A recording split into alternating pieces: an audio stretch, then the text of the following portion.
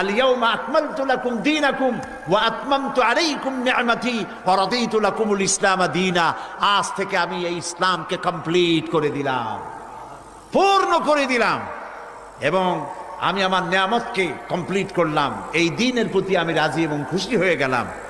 এই যে আল্লাহ তাআলা দিনকে কমপ্লিট করলেন, 9 তারিখে কমপ্লিট করলেন, 10 তারিখে আমরা ঈদুল আজহা করলাম, কোরবানি দিয়া খুশি মানাইলাম। সুবহানাল্লাহ কয়। তো কোরআনের শুরুতেও আমরা ঈদ করি, কোরআনের শেষ হয়েছে যেখানে সেখানেও আমরা ঈদ করি। সুবহানাল্লাহ বিহামদি।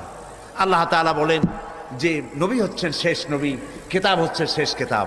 আল্লাহর নবীর পরে মুহাম্মদ সাল্লাল্লাহু আলাইহি সাল্লামের পরে আর কোনো নবী আসবে না, কোরআনের পরে আর কোনো কিতাব আসবে না।